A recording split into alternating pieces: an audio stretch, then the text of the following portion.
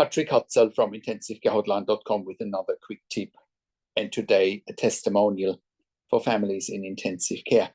So we do have a membership for families of critically ill patients in intensive care, where you have access to me and my team 24 hours a day in the membership area and via email. And we have a testimonial from one of our members that I want to read out today. Now, this member has also consulted with me over the phone.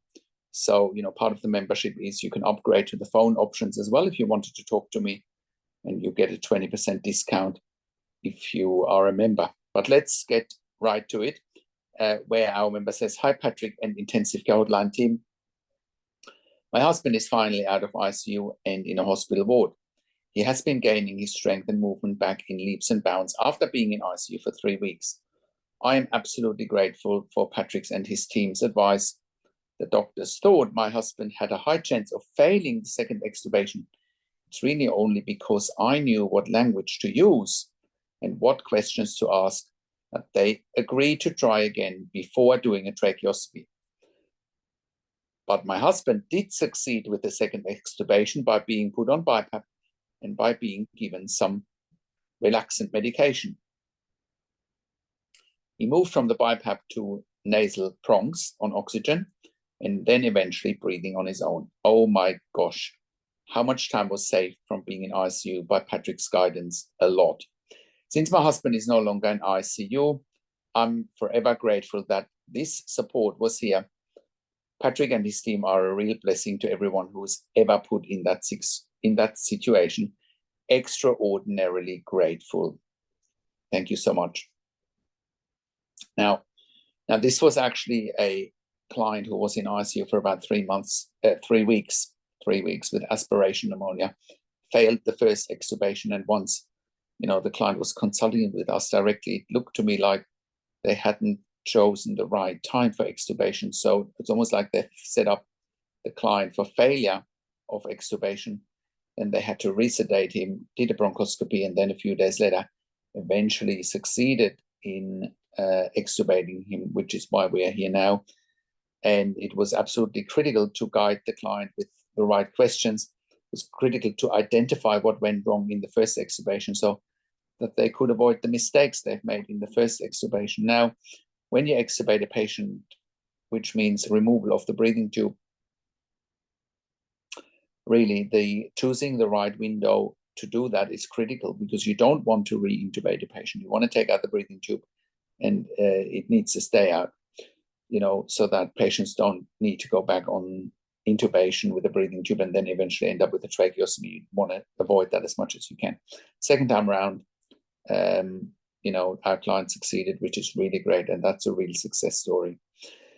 Now, in our membership for families of critically ill patients in intensive care, you have access to me and my team 24 hours a day in the membership area and via email, and we answer all questions intensive care related. You can get access to our membership by going to intensivecarehotline.com and clicking on the membership link, or you go to intensivecaresupport.org directly.